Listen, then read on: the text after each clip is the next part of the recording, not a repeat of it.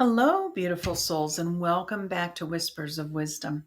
We're on the final week of our NPD series.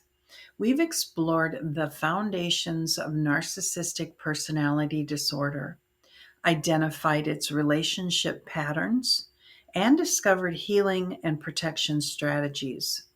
And today we focus on transforming these experiences into lasting empowerment through personal growth and boundary mastery. There are gifts within the wound. While no one would choose the pain of narcissistic abuse, many survivors discover unexpected gifts through their recovery journey.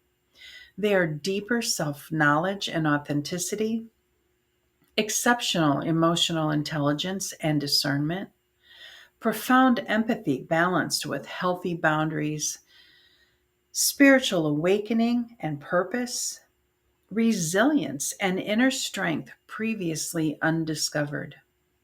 These gifts emerge not because of the abuse, but because of your courage in healing from it. The growth doesn't justify the pain, it represents your triumph over it. At the heart of both healing and prevention lies boundary mastery. Healthy boundaries aren't walls, they're clearly defined thresholds that honor both your needs and the relationship. To identify boundary needs, the first step is recognizing where boundaries are violated and where they need strengthening.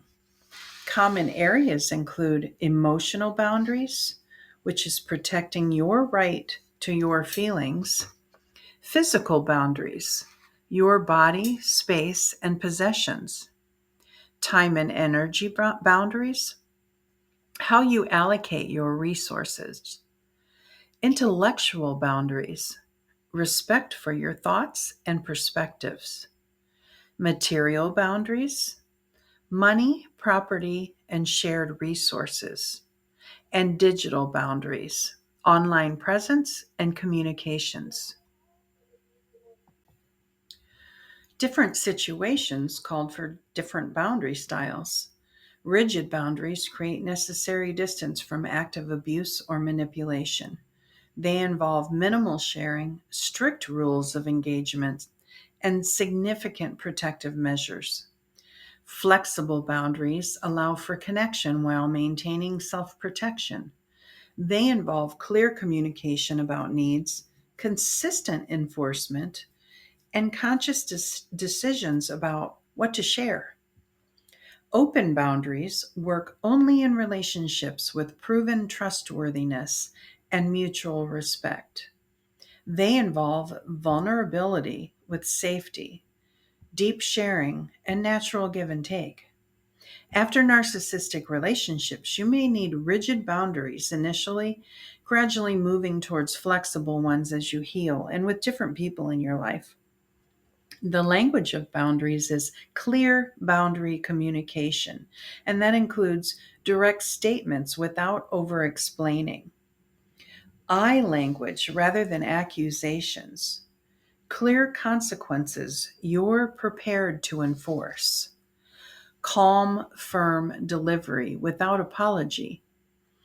Practice phrases like, that doesn't work for me, or I need to take a break from this conversation.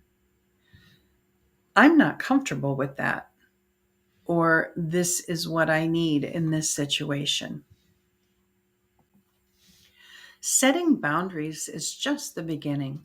Maintaining them is where transformation happens. Remember, consistency is key. Boundaries that fluctuate create confusion and invite testing.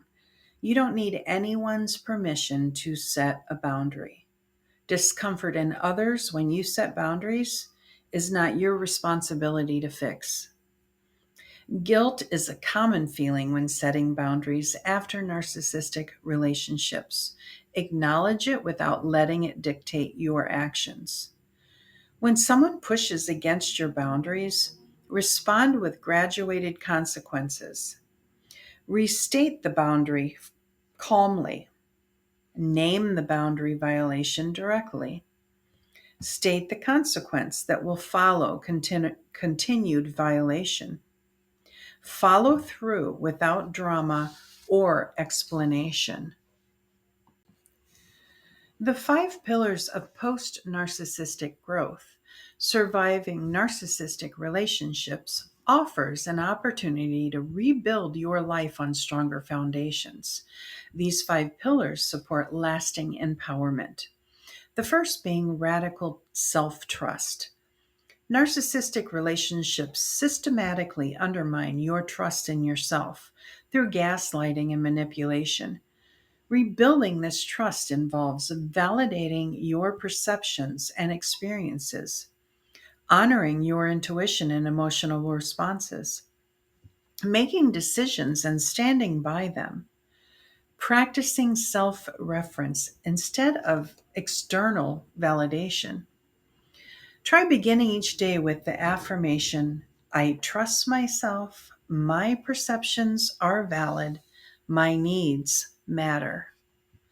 Number two, conscious relationship selection. Armed with new awareness, you can now choose relationships consciously rather than reactively. Create a relationship values inventory. What matters most to you in connections? Identify your non negotiables and green flags. Practice progressive vulnerability, sharing gradually as trust is earned. Remember that healthy relationships improve with time rather than deteriorate. Red flags deserve your attention, but green flags deserve your appreciation. Notice and celebrate when people respect your boundaries, take responsibility for their actions, show some consistency between words and behaviors, and support your growth and independence. Number three is emotional intelligence mastery. Your experiences have given you a graduate level education in emotional complexity. Identify emotional manipulation techniques quickly. Distinguish between authentic and performative emotions. Recognize when you're being triggered versus having a present moment response. Use emotional information without being controlled by it. This emotional intelligence serves not just as a protection, but as a superpower in all relationships. And number four is reclaiming your narrative. Narcissistic relationships often hijack your story, making you a character in someone else's drama. Reclaiming your narrative involves acknowledging what happened without letting it define you. Identify the strengths you demonstrated even in your most vulnerable moments. Creating meaning that empowers rather than victimizes. Seeing yourself as a hero of your journey, not a footnote in someone else's.